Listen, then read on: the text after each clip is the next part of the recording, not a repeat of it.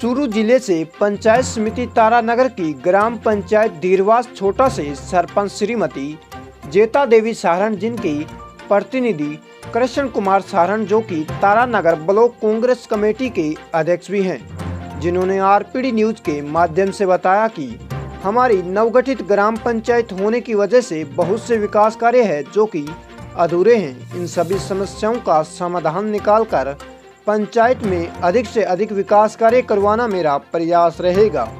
तो आइए जानते हैं बिरबल कड़वा के साथ विशेष बातचीत में समाज सेवी कृष्ण कुमार सारण के अपनी पंचायत में विकास और समस्याओं के प्रति विचारों को। आरपीडी न्यूज से मैं बिरबल कड़वा और आज हम पहुंचे हैं ग्राम पंचायत धीरवास छोटा के अंदर। नवगठित पंचायत है ये और यहाँ से जो सरपंच चुनी गई है श्रीमती जेता देवी सारण और उनके सुपुत्र सरपंच प्रतिनिधि के तौर पर साथ शामिल हैं वार्ता में कि उनके पंचायत के क्या मुद्दे हैं, क्या एजेंडे हैं। तो विशेष बातचीत कृष्ण जी सारण से। सरपंच साहब नमस्कार। सबसे पहले हमारे चैनल में बहुत बहुत स्वागत है। धन्यवाद। तो सरपंच साहब, किस प्रकार से आपने ये सोचा कि मैं गांव का सरपंच हूँ? पहले भी इस पद पे रहे और फर्स्ट टाइम समाज सेवा का मौका मिला? नहीं, पहले मैं इलेक्शन नहीं लड़ा था। पहले मैं धीरवास ग्राम पंचायत का सरपंच जरूर रहा था 2010 से 15 तक। और हमारा गांव क्या धीरवास बड़ा ग्राम पंचायत मारा था, वहाँ से यहाँ की दूरी 10 किलोमीटर कच्चा रास्ता है। जी। तो मेरे शुरू से ही लगन थी कि 10 किलोमीटर कच्चा रास्ते में लोग चल करके जाते हैं पंचायत में हर काम के लिए, तो उनकी बड़ी मुसीबत थी। हमारी बहुत बड़ी समस्या की 10 किलोमीटर चल के जाना बहुत मुश्किल था। तो उसके बाद में मैंने पंचायत का परिसमन 2014 में जब हुआ था, तब से मैं ग्रामवासियों के साथ मिलकर के मेहनत करने के लिए तैयार था। लेकिन उस समय तो हमारा गांव पंचायत नहीं बन पाया। लेकिन इस बार जब मुख्यमंत्री अशोक जी गहलोत बने तो तारानगर की हमारे विधायक माननीय नरेंद्र जी बुढ़ानिया के सहयोग से मैंने मुख्यमंत्री जी मिलकर के आदरणीय उस समय प्रदेश अध्यक्ष अपने वाइस मुख्यमंत्री पायलट साहब से मिले थे हम विधायक जी के साथ कि मेरा गाँव है वो धीरवास बड़ा से 10 किलोमीटर दूर पड़ता है और लोग कच्चे में अप डाउन करते हैं, तो बड़ा मुश्किल होता है। इस हिसाब से गांव जरूर छोटा है मेरा। गांव में तकरीबन 1150 वोट हैं, 2011 की जनसंख्या भी 1500 है। लेकिन दूरी के कारण हमारे विधायक जी के प्रयासों से और माननीय गहलोत जी ने इसको ग्राम पंचायत घोषित किया, जिसमें 3 गाँव कालवास पंचायत से आते हैं। वो भी छोटे छोटे गाँव हैं, रंगेड़ी, डाबड़ी छोटी और डाबड़ी बड़ी। जिस तरह हमारी समस्या थी वही समस्या डाबड़ी छोटी गांव की थी। डाबड़ी छोटी भी कालवास से 8 किलोमीटर दूर पड़ती है और कच्चा रास्ता से। अब वो हमारे नजदीक आ गई। रंगड़ी भी हमसे 1 किलोमीटर दूर है।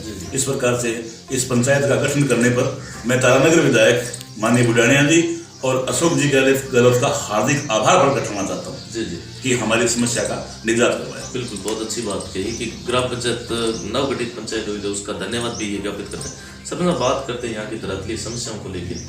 धीरवास नवगठित पंचायत किस प्रकार की समस्या आ रही वर्तमान में? देखो, वैसे नवगठित पंचायत में बहुत सी समस्या होती है, क्योंकि जो नया आदमी घर बनाता है उसके पास कुछ नहीं होता। अब यहाँ कोई ऑफिस नहीं है। जैसे मान लिया पंचायत भवन के लिए IT सेंटर चाहिए, कोऑपरेटिव बैंक के लिए चाहिए, पशु या जो आदमियों का चिकित्सा व्यवस्था के लिए चाहिए, ऐसा कुछ से खाली एक विद्यालय है। लेकिन अब हमने पंचायत भवन की जो बिल्डिंग है वो शुरू कर दी है और उप स्वास्थ्य केंद्र के लिए जगह अलॉट करवा दी है। वो भी अभी बिल्डिंग शुरू होने वाली है। कोऑपरेटिव बैंक इस कदम खुलने वो भी विचाराधीन है, उसके लिए भी जगह की व्यवस्था कर दी गई है। और समस्या यहाँ पीने के पानी की जाती और पीने के पानी की समस्या का भी निजात अभी मिलने वाला है, क्योंकि घर घर नल जो जल जीवन मिशन है उसके अंदर घर घर जल कनेक्शन की स्कीम है, वो हमारी पूरी पंचायत के 4 गाँव में पास हो गई है। माननीय बुढ़ानिया जी के अथक प्रयासों से मुख्यमंत्री जी ने 4 गाँव में घोषणा भी कर दी है और अभी टेंडर भी लगे हैं। अगले 2 महीने के बाद में यहाँ टंकी का काम शुरू हो जाएगा और घर घर पानी की व्यवस्था हो जाएगी। कुल मिला के ये कह सकते हैं कि वर्तमान में अभी भी आधारभूत सुविधाओं की कमी है, जिसे हम जल्द ही मुख्यमंत्री गहलोत से अपने आशा रखते हैं कि जल्द ही समस्याओं से निजात दिलवाएं। देखो, पानी पीने के पानी की इतनी ज्यादा समस्या गांव में नहीं है। पीने का पानी आता है, हमारे वाटर वर्क से आता है, लेकिन फिर भी वो क्या है कि मोहल्ले वाइज टूटियां हैं। और अब जो वो स्कीम है वो घर घर कनेक्शन हो जाएगा, तो पानी की पूर्ण रूप से पीने के पानी की निजात मिल जाएगी। वर्तमान में जैसे यहाँ पे एजुकेशन का लेवल क्या है और किस प्रकार की सुविधाएं हैं? देखो एजुकेशन का लेवल है यहाँ माध्यमिक विद्यालय गाँव के जी। अंदर, और पंचायत व्यवस्था को देखते हमने राज्य सरकार से मांग की है कि हम उच्च माध्यमिक विद्यालय होना चाहिए, जी। क्योंकि उच्च माध्यमिक विद्यालय होने की बजाय अगर नहीं हो तो गांव की जो मुख्य रूप से बच्चियों की आती जी। है, बच्चे है अगर पैदल चल के जाए कच्चे रास्ते से तो देखो बच्चों के लिए बहुत बड़ी समस्या जी। है। इसलिए हमने मांग रखी है और माननीय बुढ़ानी जी से और गहलोत जी से कि भी पंचायत मुख्यालय पर हमारे माध्यमिक विद्यालय होना चाहिए। बिल्कुल, बहुत अच्छी बात की, क्योंकि शिक्षा है वो एक जीवन का अभिन्न अंग है। इसके अलावा किस प्रकार की समस्या जैसे आ रही है आपको? जैसे वर्तमान में ऐसा सुनने में आया है कि सरपंच बंधुओं के बजट वगैरह नहीं आ रहा है ग्राम पंचायत में, इस वजह से ग्राम पंचायत विकास कार्य ठप पड़े हैं, इसको लेकर क्या कहना चाहिए? देखो अभी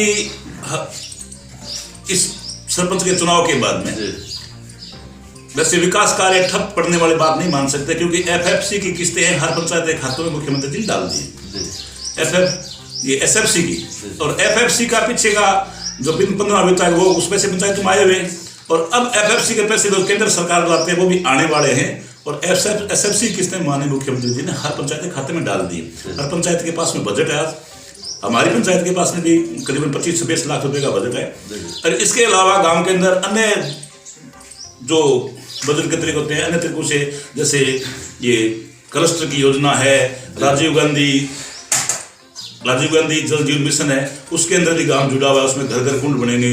अभी मैंने क्लस्टर के अंदर भी 30-35 लाख रुपए का काम करवाया है।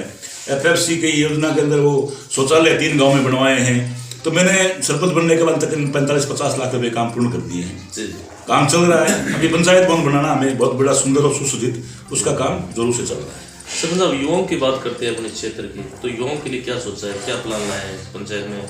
युवाओं के लिए मेरी सोच है कि चारों गाँव में अच्छे खेल के ट्रैक बनाऊं, और ट्रैक के लिए 2 गांव में तो जमीन की व्यवस्था है, बाकी 2 गांवों के अंदर अभी खेल ग्राउंड की जगह नहीं कटी हुई है। अभी पटवारियों की हड़ताल के चलते हुए थोड़ी समस्या आ रही है। जैसे ही पटवारियों की हड़ताल खत्म होगी, हम प्रस्ताव लेकर के चारों गांव में खेल ग्राउंड की जगह कटवा करके और उसमें ट्रैक बनाना मेरी प्राथमिकता रहेगी। बात करते हैं अपने किसानों की, क्योंकि 95% किसान वर्ग है अपने यहाँ पे, तो क्या आशा और सरकार से क्या मांग रखते हैं कि किसानों को ज़्यादा से ज़्यादा भला हो, यहाँ किसानों को भी कुछ सुविधा मिले? देखो, किसान का मुख्य रूप से किसान की आवश्यकता है कि उसे सही भाव मिले, सही भाव मिले, और फसल नहीं बिकने के कारण किसानों की समस्या आती है। और बीमा कंपनियां जिस तरह से हम प्रीमियम कटवाते हैं, तो पिछले साल का बीमा जरूर आया है, 2018 से 19 का भी आया, 2020 का भी क्लेम आया है। अगर सरकार सही समय पर ध्यान देकर के पटवारी और कृषि पर्यवेक्षकों से सही फसल का आंकलन करवाए, क्रॉप कटिंग सही करवाए, तो फसल कम होती है तो बीमा कंपनी को क्लेम देना पड़ता है। लेकिन यदा कदा क्या होता है कि 2012 के अंदर हमारे यहाँ बीमा क्लेम शुरू हुआ था। 2012 में सबसे पहले तो मुख्यमंत्री अशोक जी गहलोत थे, 1000 रुपये का क्लेम आया था। उसके बाद में 2013 में लगातार 1500 रुपये का क्लेम आया था। 2014 से लेकर के 2018 तक तारानगर विधानसभा क्षेत्र के अंदर तो 1 रुपया क्लेम किसान की आया नहीं।